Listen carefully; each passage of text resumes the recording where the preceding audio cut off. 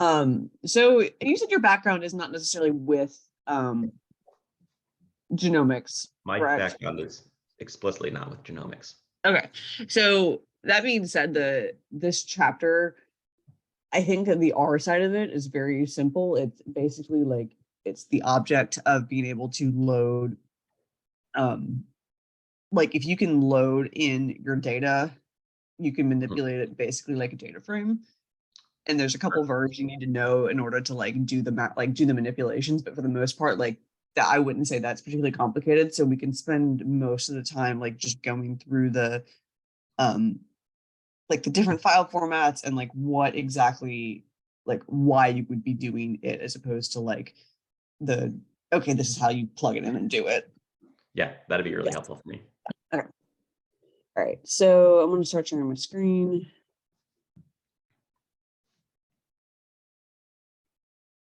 All right, so and this is also new to me too. So like what I've done with informatics, I haven't worked with genomic intervals, so I've been doing more like viral sequencing. So I haven't had to like deal with entire chromosomes worth of data so far. So I'm also learning this too. Okay. So Cool. the first chapter is the operations on genomic intervals with the genomic ranges packages. Basically, genomic ranges are like how you actually manipulate your data once it's in R. So like if you have a section of DNA you're looking at that's 2,000 base pairs long, that's one range, and then you've got another section that's another 2,000 base pairs long, but like covers a slightly different part of the genome. Each of those is a range, and all of those ranges from a sequencing experiment can be loaded into what's called a G-ranges object. And it basically is just, it's a data table like object through the genomic ranges package through Bioconductor, and that can be manipulated like a data table for the most part. So what it actually consists of, there are the three major components to it. The sequence name, and so for this particular example, it's the chromosome that it's on, the start and the end positions, and this is what, instead of having it be start and end, this might just be a range. So instead of having start end, it would just be 102, 212 through 120, 303, and that would just be like this would just be range. And then the strand, is it positive strand or is it negative strand, or is it not listed like with a star? So these are the three major components of it. The seq name is just a vector. The ranges is actually not a vector, but it's a another iRanges object. So this package is built off of a lot of other packages within Bioconductor, and so this ranges object, which here is visualized with like the start end. This is the ranges. Is an iRange object, and then the strand is, whether it's the positive sense strand or the negative sense strand. And then that's all here on the left. Those are the three major components. Everything on the right side of this dash is metadata. And these can be added as vectors, and it can be basically anything. You can add it with the mcalls command. I hope that wasn't supposed to read that. So it's loading all my packages when I did this in Markdown. Oh, I have to figure out how to get all that. But basically, the G ranges. So this is the example that the book gave. You really can build it like a data table. So you've got the seq names you're putting in. The ranges need to be called. This isn't just a vector; it's actually an iRanges object, and so you're calling it with that. And then whether your strand is positive or negative strand, and this is what the output would look like. Some basic manipulations you can do with this. You can see the start of the ranges, so like where in like the chromosome or the sequence that each one starts at. So you can get your starts, you can get the end base pairs, and then like the width. So how big are your ranges? That would be with the width. when you have the range column, this is like for each of the sequences, like if there's multiple sequences per chromosome or per genome or whatever you're looking at, you can get the ranges that are encompassed on that entire thing. So for this example, chromosome 1 only had one range of data, and then chromosome 2 actually had 2, and so you're able to combine those together. So that's just how much is represented on chromosome 2 between the different ranges. So it just kind of like combined all of those together. And as I mentioned, this can be basically manipulated like a data frame. If you were to subset it like this, you would only get, the first two names of it, as opposed to here where this is showing everything. This is really just the individual sequences. I mean, the individual ranges from the first two. I also found, this wasn't covered in the book, but I don't know about you, but I really like working with the tidyverse. I try to do everything tidy. Yeah, yep. I can't really read base R if I'm being totally honest.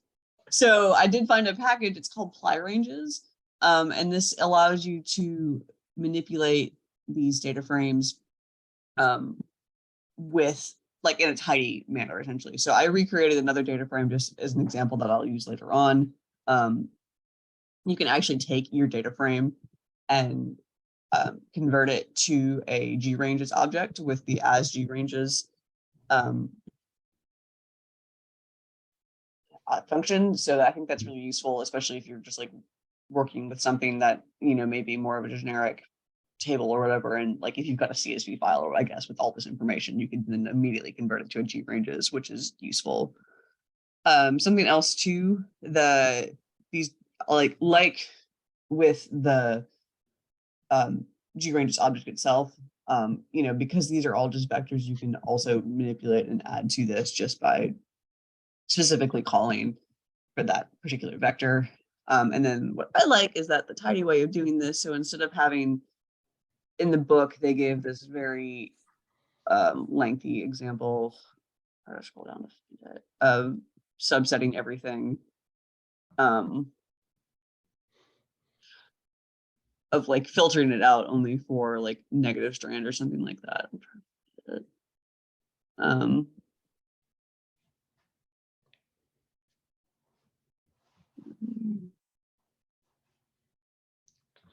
I can't find it. Basically, like getting only the negative strand one was going to be more work in base R, but if you're doing it tidy, you can just filter it and it's real quick compared to here where I've got 3 different ones. This was supposed to have shown the data frame, but basically, like, you can see that it filters out very quickly, which is useful. Yeah. That's awesome. All right. Yep. And then, so as I mentioned previously, you can append metadata to the granges objects directly just by using the M call. So this is like metadata columns of that GR data frame, and you're just adding in that data frame that reflects the ranges. And like, this is something that if you had a table already of all those ranges, you could easily just upload that as a data frame. And just using M calls, you can append it to it. So this is how you get that metadata added. Also, so in addition to having individual granges objects, you can also have a granges list. And so you're listing multiple grange objects in a list. And this is really useful for something like RNA-seq. When you are looking, you could have each, like if you're looking at multiple genes, you could have for each, if you're looking at like, I guess, like different splicing of an exon, or a different splicing of a gene, for example, and you're looking at like the different splice patterns for the different exon combinations of that gene, you could put all of the possible combinations for it into one grange list object. And so that's just a way you can just have all the data of it together. And these grange list objects can also be manipulated just like a single grange object. Same thing with like the start and start and end and range and things like that. So it's just another way of manipulating it. All right. So all of that said, we described what GRange's object is. The next thing to look at would be getting the genomic data into R. And this is something that is depending on the type of sequencing data that you're looking at. You've got different file outputs for that. And so each of these file outputs can be read in slightly different ways. But one of the more common examples that we work with is a bed file. And a bed file consists at least of 3 components. You need the chromosome ID, or like your sequence ID, the start position of the sequence, or like the fragment of the content of the sequence that you have, and then the end location. So those 3 on the left hand side are the 3 most like critical components, and then everything else is kind of extra. You've got the name of what you're looking at. So like here, the start position, end position, like you've got these 3 different segments for this one particular chromosome. So like what the name of it is, the reading frame. So if there was a frame shift, that would cause the sequence to read out the different amino acid, like reading out and transcribing it and translating it into different proteins. If there was a frame shift of the reading frame, that would be indicated here, but 0 would just be the original open reading frame. And then the strand is if it's the positive strand and the negative strand, or if it's not listed. So bed files are pretty common for like chromosomal data. They use a lot of that in these books. In this book, you've got a couple of ways to read it. What they read it as, they do the file path system file with the book data, and then getting this into a data frame here. And then that's one way to read it. You can also read it with this package, Genomation, and then read bed. I was not able to get the Genomation package to work on my computer, so I wasn't able to load a lot of, like, especially like the 6.4 and 6.5. I wasn't able to load that in my computer, so I'm gonna have to just go back to the book and read through that. But I do think once the package works, again, it's really more of a theory behind it than it is knowing what to put in, because it's a pretty straightforward like function, single or 2 things you put in, and then it spits out. So GFF files, what did they say those are in the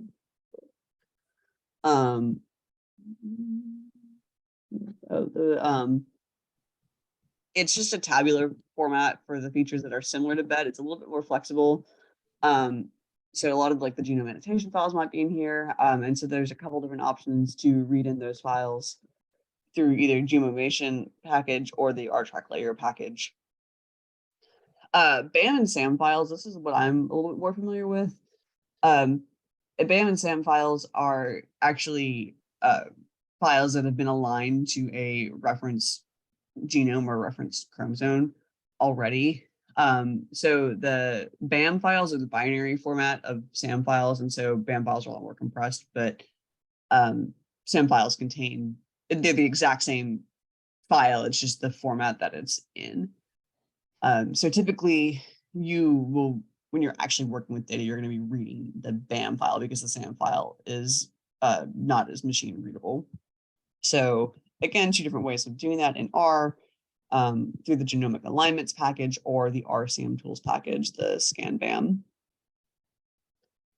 Bigwig, this is something, again, I'm not super familiar with, but this is associated with like the University of Santa Cruz genome browser. They're like one of the main resources for where the comparamental genomics. They've got full genome assemblies, or full genome assemblies of a lot of different species, especially for like different species of mice, and for like in labs and rats, and then also like xenopus. They've got Drosophila. They've got full genomes of many common different model organisms. And they've got all of the genome information on essentially tracks, and they save those in what's called bigwig files. Again, I'm not super familiar with it, but that's just the format that they use. However, these files are huge because they are encompassing entire like genomes. And so you typically only want to take what you need. So like an example that they'll give later in this chapter is looking specifically only at like promoters on a certain chromosome. And so you can import just that particular track for it, because if you import everything, if you import the entire, chromosome of a human, it's a massive amount of data. So it's important to take just what you need from that. And similar to the BAM-SAM files, these have already been aligned, and that's kind of scores associated with those particular intervals. So you can use the R track layer package, import VW function for that. The TabX and BCF files, these are for listing. They have lists of storing like genomic variants. So if you've got single nucleotide polymorphisms in your genome, so this is really useful when you've got all those different sequences within your GRange object, and you're looking to see where the variations are within those GRange objects. Sometimes if you're looking for the SNPs, like if you're looking for a subset of that have this particular SNP, or looking for indels or other mutations, the BCF files will also often can contain that. Again, and you manipulate this through the SAM tools package, either the scan TabX or the scan BCF. And then there's also just generic, if there's not necessarily associated with any one of the particular one already, you can just have it read as a generic object. Doing good so far? Yeah, I think so. Okay, yeah. It's very abstract, but yeah, it's a lot of it is like knowing. I feel like really when it comes to really anything, like especially with bioinformatics, so it's like when you've got a particular use for it, and then you just kind of Google a bunch and you figure it out. Okay. Yeah. But it's good to have just exposure to it, so you know what to even like. Absolutely. Yeah. Okay, so the key thing for this chapter is, okay, we've explained the GRange objects and like what they are, how to get your data in, but actually being able to manipulate the objects, so you can start to understand and visualize your data, is ultimately the goal of being able to work with this. So there's a couple different, I won't say methods, but concepts to understand when it comes to manipulating these objects. So the interrange manipulation, this is manipulating the ranges, the sequences within the objects, independent of all the other ranges in there. So for example, the first method or function to call would be flanking. So we're covering the regions, flanking a set of a region within the object that are upstream of the data. So if we want to say, okay, we want to get the sequence that is 10 base pairs upstream of all of our sequences here. If you recall earlier, this GRanges object started at like 50 to 59, 200 to 210, and then this is like 150 to 300. So this is all upstream of the original data. And so that's how you can see, okay, I want to see like what this is upstream of that would be the flank. But why? So sorry. Oh, totally. Yeah. If you're looking for like things like a promoter site, or if there is a mutation of interest that is further upstream, you can manipulate your objects to be able to look at that. And so you can see like what kind of coverage you've got there. If you've got, like your coverage, if there's any mutations there. So this is just like, you've got your data and then you want to be able to like shift around it. So this is some of the manipulation to be in like the verbs to shift the sequence data that you've got and to be able to explore different parts. Perfect. Okay. Yeah. So you can go upstream. The start equals false will allow you to look downstream. So just going reverse. same thing. Shift, if you want to not just look at the particular start or end, but if you want to shift your your sequence frames over, this is the shift option, shift function.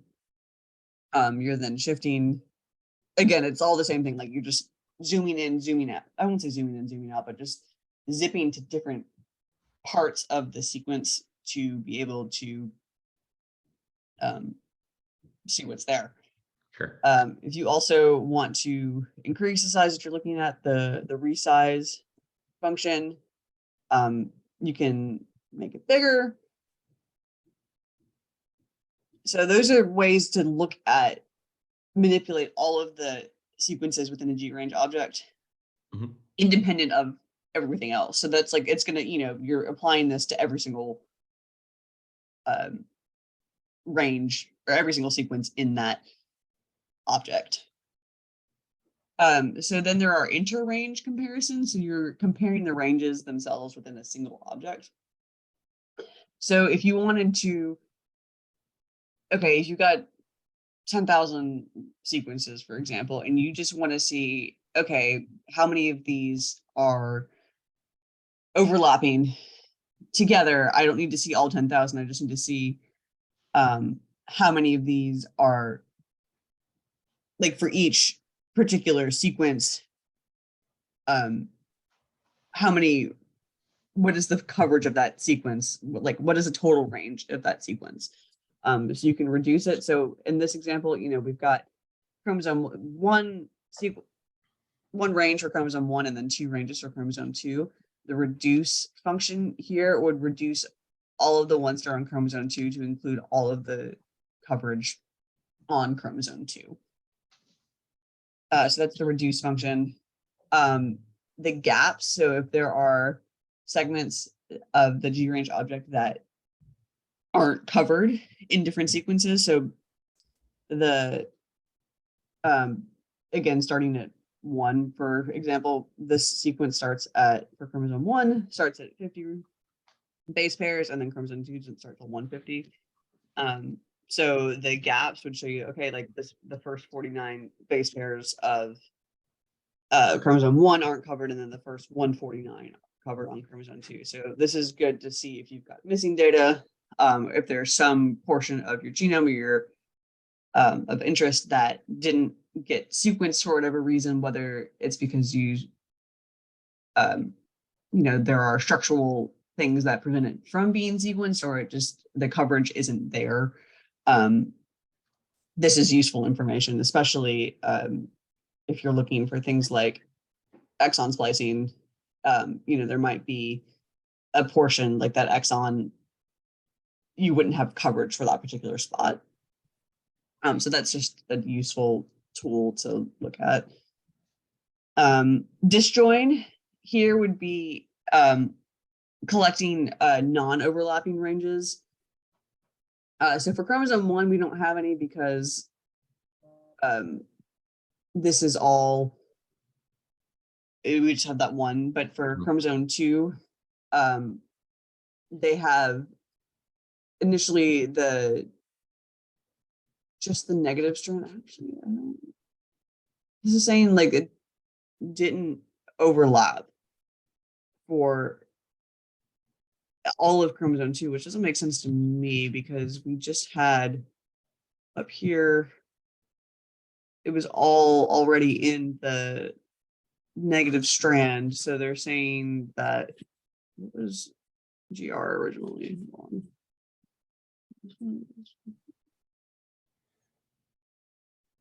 Yeah, so here.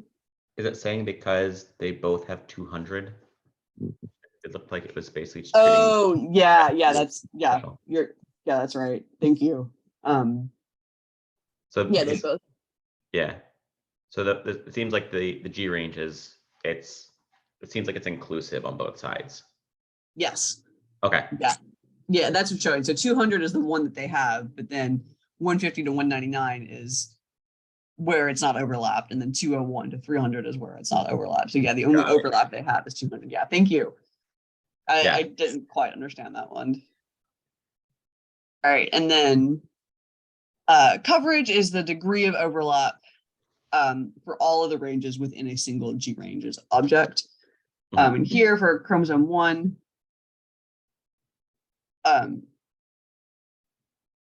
so 49, because it starts from 50 to 100, there's no coverage here, and then 51 for the length of it.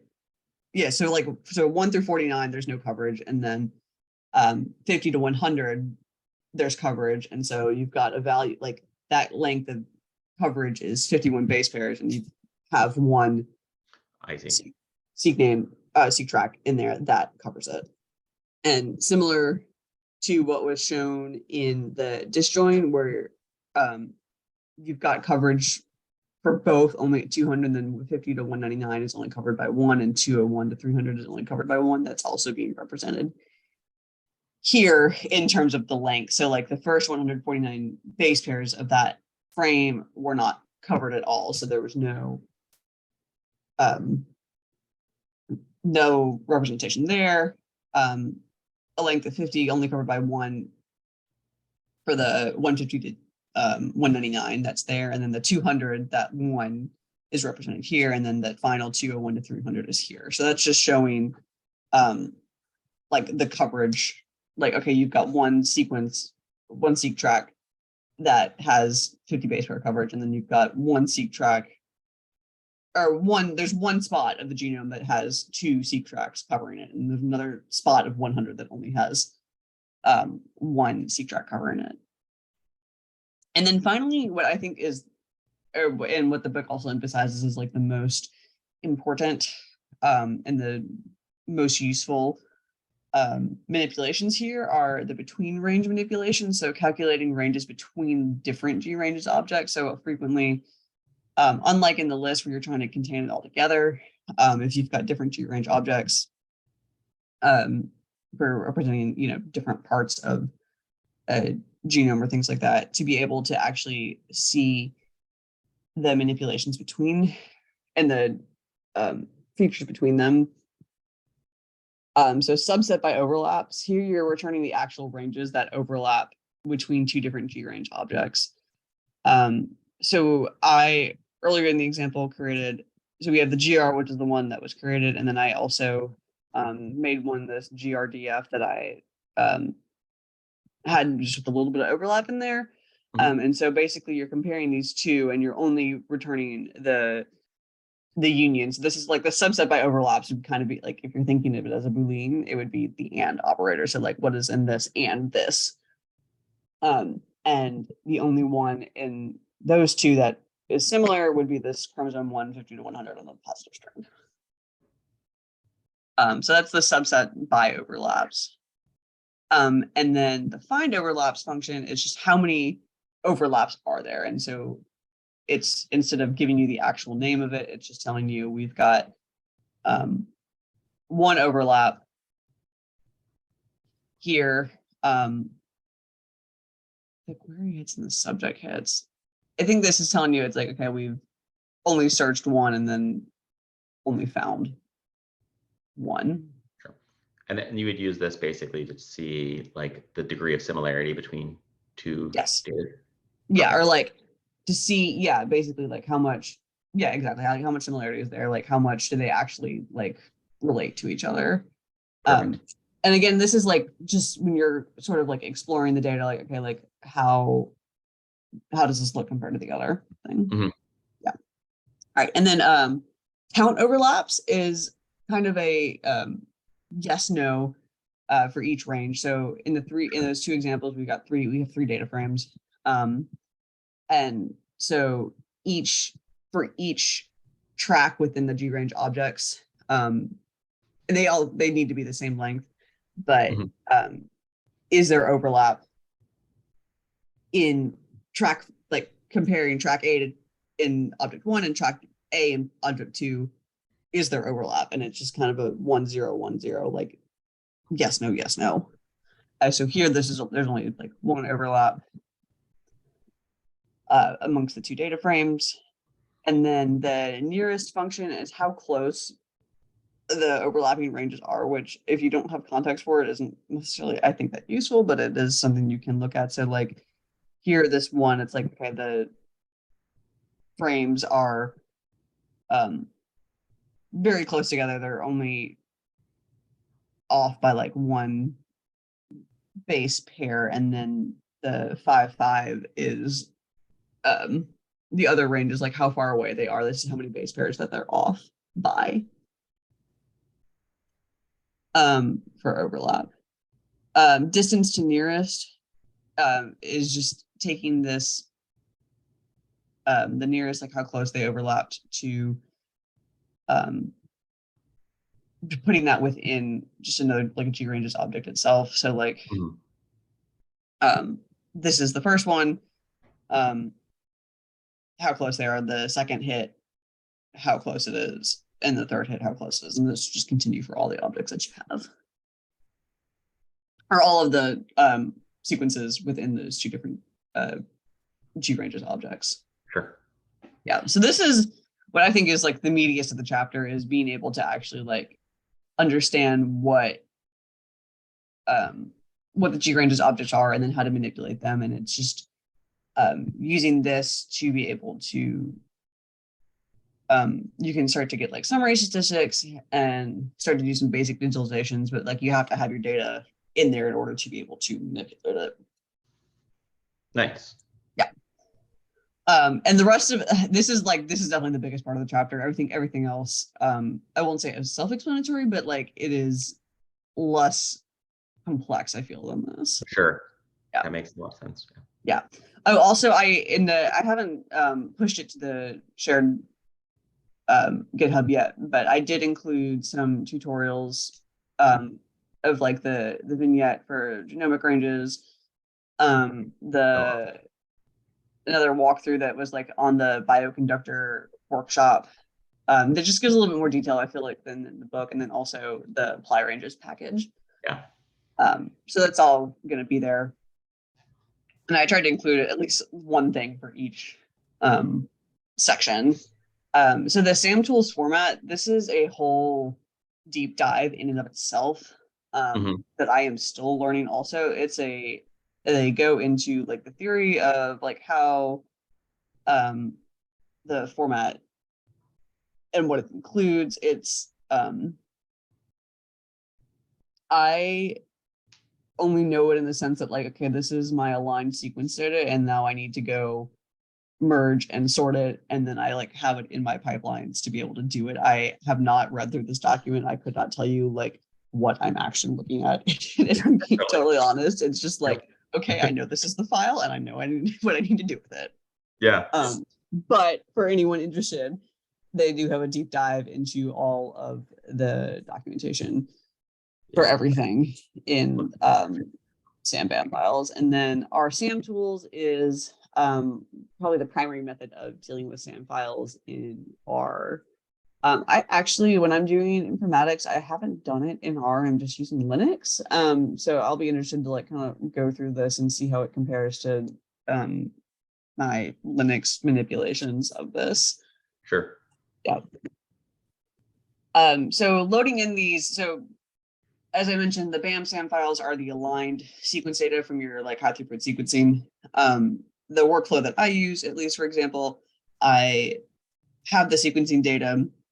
It then gets base called, and that's a FASTQ file. And then that FASTQ file then needs to be aligned to a reference genome. And in the process of creating that alignment, when that is aligned, that output is the BAM file that I get. And then from there, I take those aligned sequence reads, and then I can actually like sort them, like merge them all together from all the different, because it's only saving so much information per file. It's not like all of the information is in a single BAM file for all of the sequence that I did. It's like, got tens of thousands of reads per file, and I've got hundreds of or thousands of files. So I have to sort all of those relative to each other. And then I can create a consensus sequence. So all of that said, you can do that in R as well using the R samtools package. So here, the BAM file that is part of the comp genome package data, importing that and then reading the BAM file, either the scan BAM param function, and then count BAM. This is actually getting your reads in the file. These are too big to really just like put them on the screen, but I did want to just show how it would be done. So the primary method, like I said, is with R samtools. Alternatively, you can use the genomic alignments package, and you can read genome alignments. You're still going to need to define your, in this case, you still need the RSAM tool, so it doesn't really make a difference. It's probably just easier to use RSAM tools, but you still need to scan your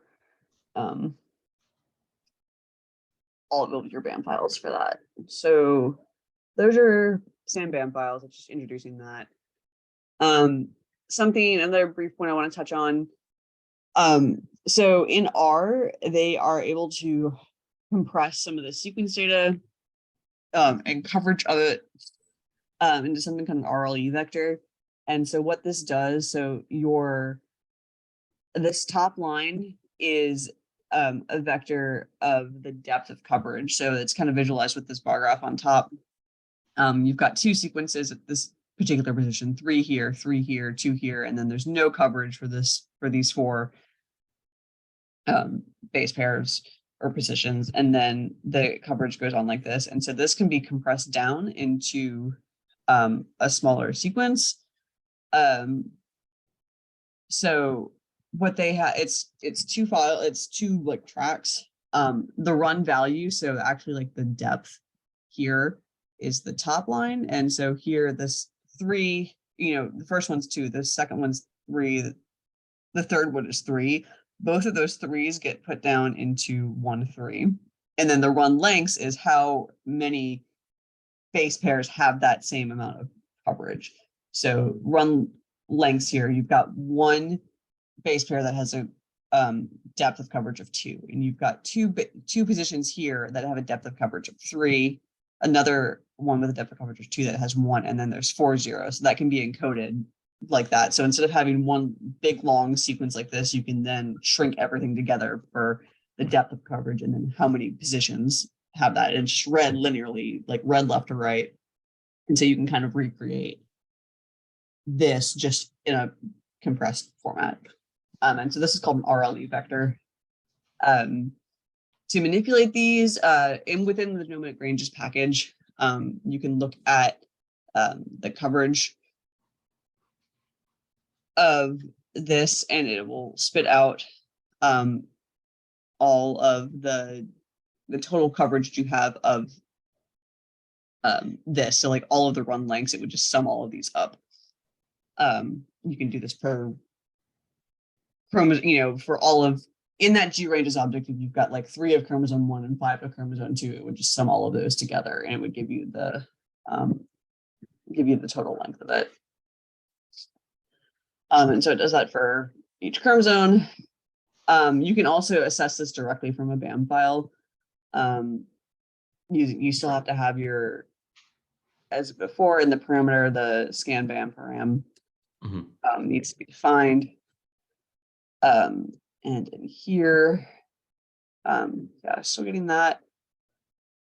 So next thing that they go on to is these bigwig files that are, again, from the UC Santa Cruz genome viewer page. And so they give an example one here of chromosome 21 on something. And so here, using the RTrack layer package, are able to import this bigwig file, and you can see here, I think this package we got, like, it was just the promoters of chromosome 21, what it's in the book.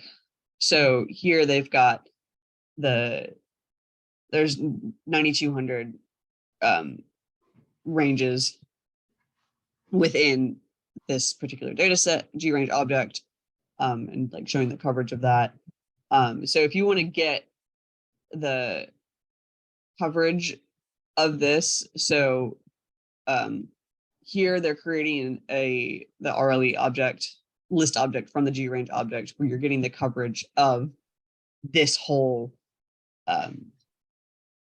GRange object, for in this case, the promoters on chromosome 21. The weight equals score.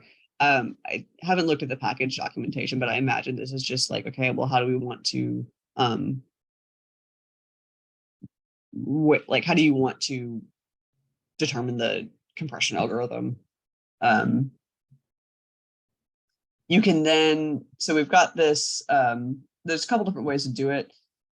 You can either do it for the coverage, or you can even do it creating that RLE object directly when you import it, instead of just importing it as GRange object, or just importing it as a RLE list. To be able to get subsets of the coverage, you can use the function fuse. And so you've got your coverage object that you've already made, and then you're looking more specifically at the I ranges like itself, as opposed to just getting a the full GRange object again. And so this is looking at here, if expanding out this data to here would be the two positions of coverage at the start position. So like this 309 and then 040, and then no coverage. And this goes on here continually, where you've got just a little bit of coverage in this file. So this to me indicates that there's probably going to be like actual like sequencing. This is probably like an important site, just for the fact that you're getting some information there. And so they do that for all the different sites, and it does compress them too. You can see originally we had like 9,000, and this compresses it down to like 378. So right. Yeah. So with this, you can then, once it's been compressed, you can then look at some summary stats of it. So the mean coverage of each track would then be summarized here. And I just took the head of it. And you can also do like the max coverage position as well for each of the compressed tracks. Again, just getting some information of like what your depth of coverage you've got.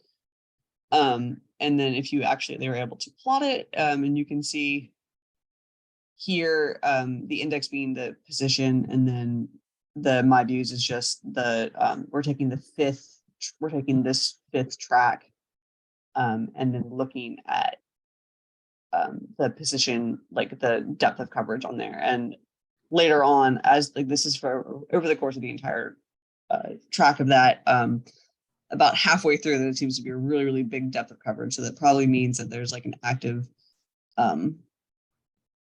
either a small gene, or like the transcription site is like right there. So useful information to look at, like when you're actually trying to figure out like, okay, like what's going on with my data. So yeah, that's RLE compression. And then the 6.4 and 6.5, I am gonna, for the most part, need to switch back to the book for this, but I also, this is the part where I felt that this is less of the theory behind it, as opposed to just like, okay, just do it. So I'm going to switch back to the book for this. So the summarized experiment, what they go into here, that's 6.4. You've got all of these GRange objects. If you've got a GRange object, essentially you can combine multiple objects, not just as a list, but also multiple objects, maybe at different time points. Like it's all of the same data, essentially, like to create a single summary experiment of everything for this particular specimen, or this particular whatever you're interested in looking at. So you can create a matrix-like object of all of the information associated with all the projects. So let's say you're looking at like RNA-seq, and you're doing it like a 0-hour and 24-hour and 48 hour, and you want to be able to have all of the all the sequencing files associated with those 3 experiments and those 3 different time points for, let's say, 6 samples, you can compress all of those together into a single experimental summary. And you can also have all like the metadata and whatnot for it as well. So essentially, you can do this with it's called a summarized experiment, is the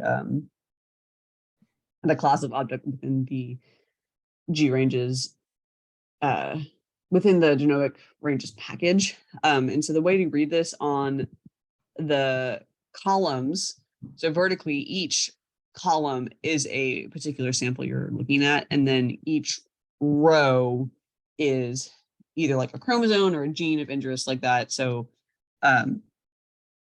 it's typically, for the most part, going to be very going to be narrow and very long. Typically, because when you're doing these experiments, you typically don't have that many samples, but you have, thousands and thousands of genes or anything else you're looking at. And so each layer here is a single G ranges object, and you can combine multiple G ranges objects together, not as a list, but just like, and this is different from the G ranges list. This is just like an association of all of the objects together in a single container, in a single like matrix. And then you can also have metadata associated for each of the assays available as well. So to create this summarized experiment object, they do here, what they're doing is just like creating a fake G ranges object of the RNA-seq, this like simulated RNA-seq data.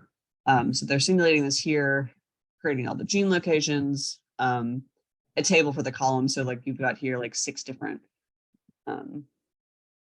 samples they're doing, and then all of the 2 chromosomes.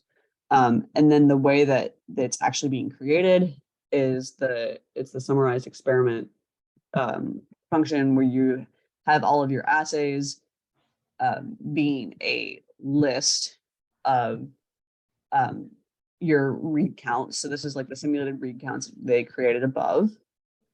So you've got your assays here, and then your row ranges are the gene locations, and your column data is your samples.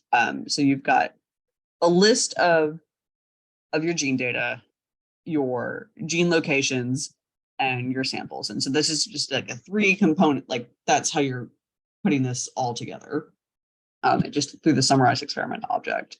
And then you'll get a single object returned. And then once you have that object, you can then subset it, extract it. It just allows manipulation across time points, across experiments, as opposed to having to do this.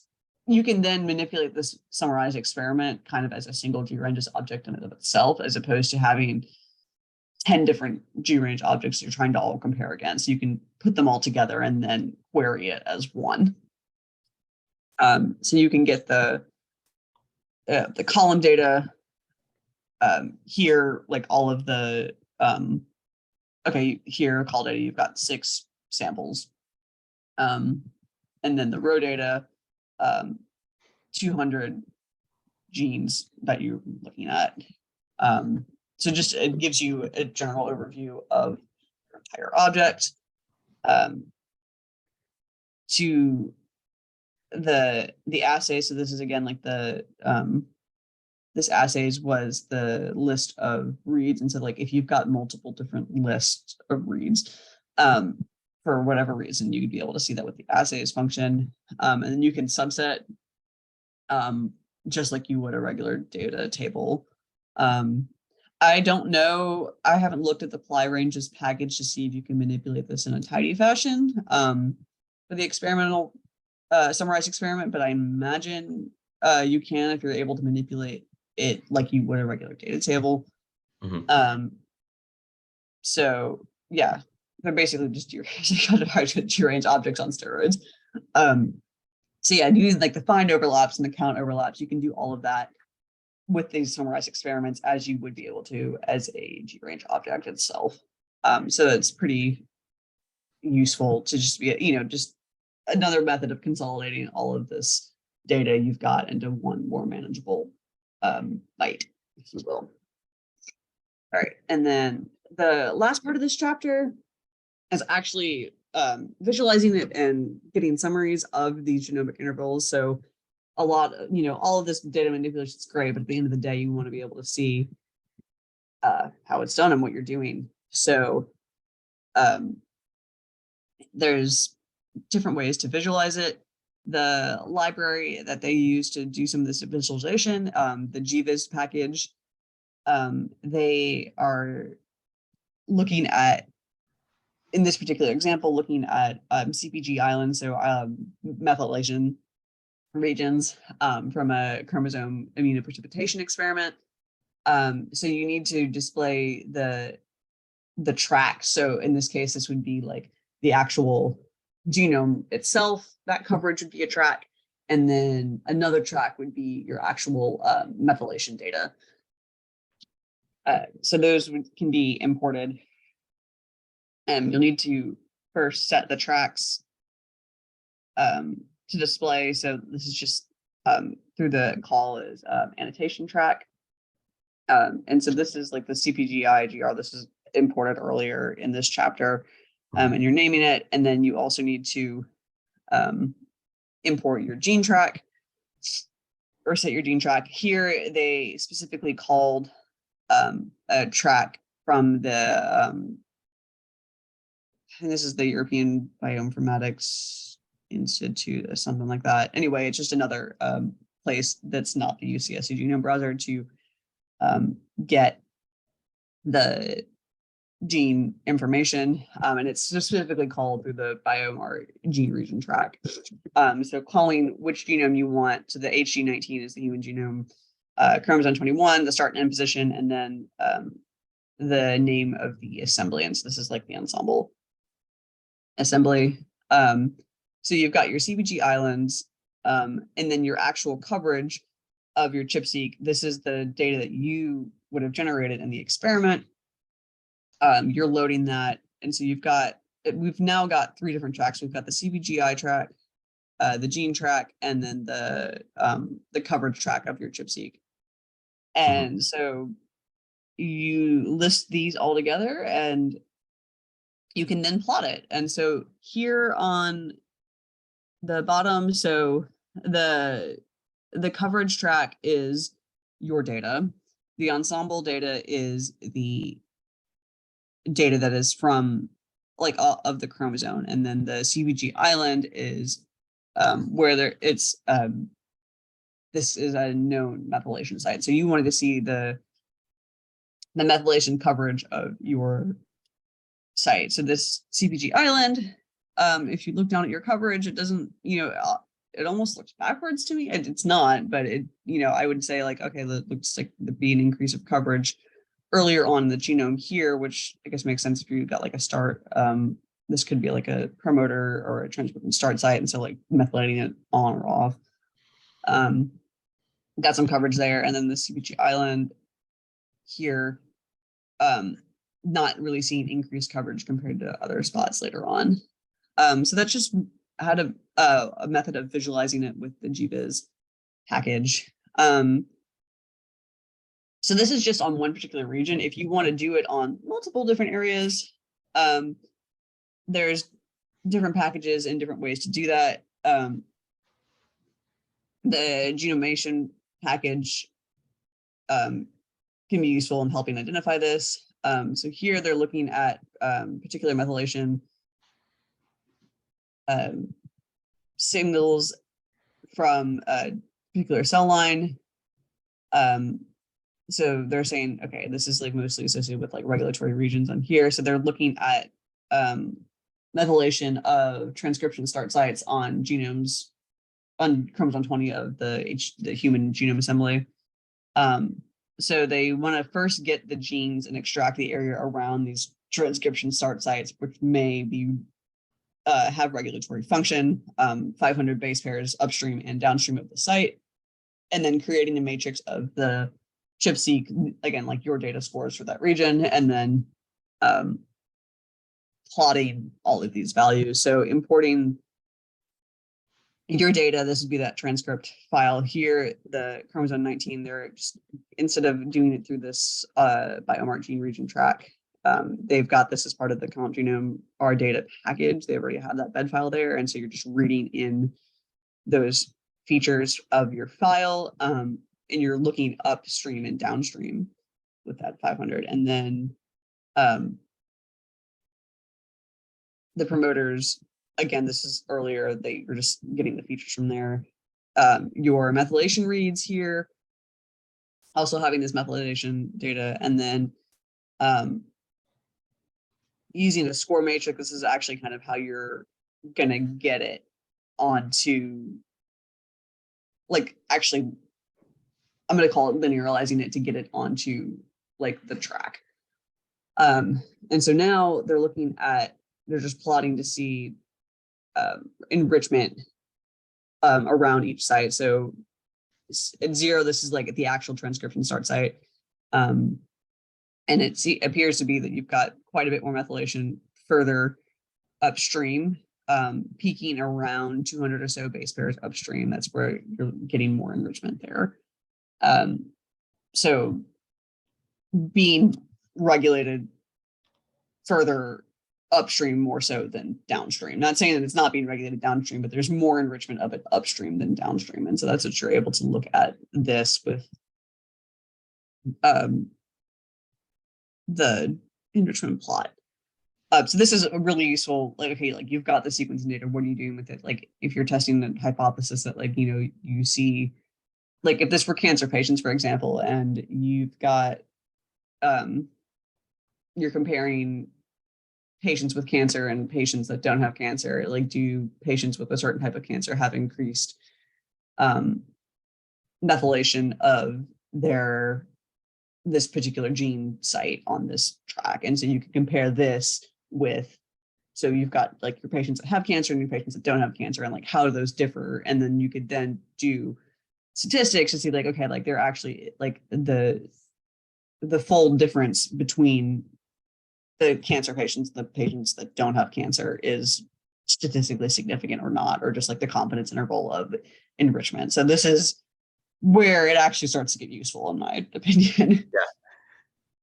Being able to visualize it. I know we're running short on time, but we're just about finished with this chapter. I don't know if you've got to get going or. No, I have a few more minutes. Okay, yeah, we can probably wrap this up in about 5 minutes. Yeah. So you can also do heat maps of this. This is the heat matrix function of the genomation plot. Again, I wish I had it was working on my computer so I could have like visualized this and like done some of the book examples, but I could not get it to work on my computer. I need to sit and play with it some more. Probably not today, but we'll look at it later. To do heat plots. And so this is like the methylation of bases that are around the transcription start site, and you can see when you get the methylation lower, the further away you get, the more methylation you have at the start site. So it just, I don't think it's as useful looking as this, but it's just another method saying you can generate a heat map. Sure. Of that. So there's also, you can look at, looking at DNA sequence signal. Oh, this is looking, if you want to look at multiple different ones at once, they're looking at DNAs and the methylation, so they're just like overlaying the two different plots with that. And then you can look also at the heat maps side by side as well.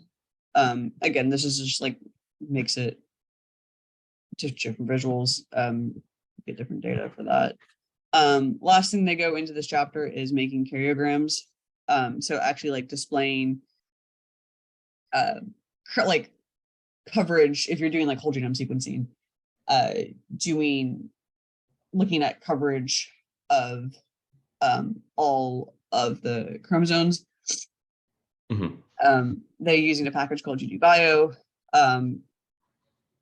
This is, I guess, doing this like in a tidy, like depending on like if you're doing like ggplot, like doing building a plot, building a graphic based off of that, but just building it for like chromosome tracks. So I haven't gone too much into this, but you add in the data here, so like you're having all of just the chromosomes here. This is just like the base chromosomes of just like the length of the track. And then you want to add in, you're just adding in a layer of the kayogram data, which is again provided in the book on there. And so you're actually able to look at the CBG islands in the human genome, which I think this is really cool actually, that you can just like build on it from there. And then actually like, so these are the islands, and then you want to build in your ChIP-seq data to see like the coverage that you have. And so you're building in on that. And you can then see it where you've got the islands that some are methylated and then some are not. And it's difficult to see just because you've got all of the chromosome information here. It's, difficult, but if you're like able to like just look at, you can subset it and just look at one particular one, you could probably look really closely at like the amount of coverage that you've got and the depth for all the different CBG islands, which I think is pretty cool. And then you can also do it in a circular plot as well. This I think makes it a little bit easier to see the depth. You're looking at, you can kind of zoom in a little bit more and you can see that like some spots have more coverage than others.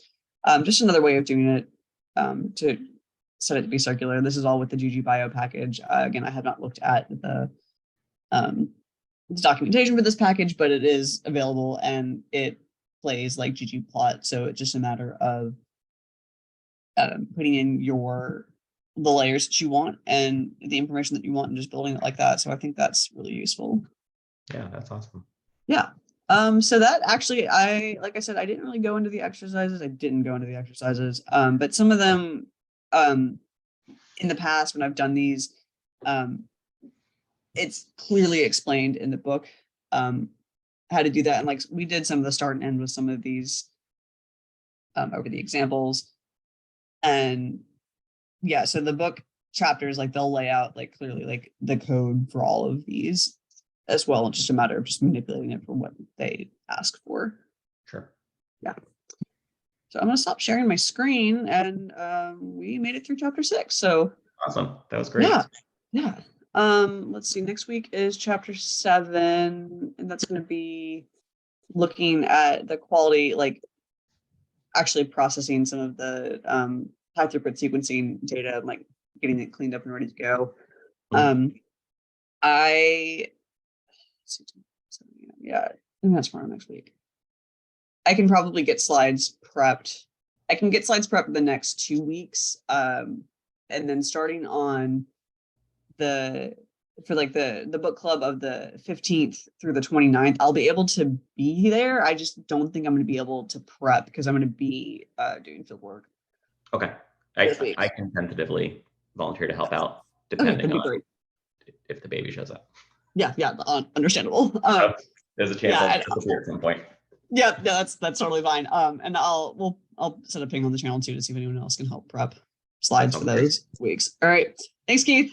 Yeah, good to see you. Talk to you next week. Bye. Yeah. All right, bye.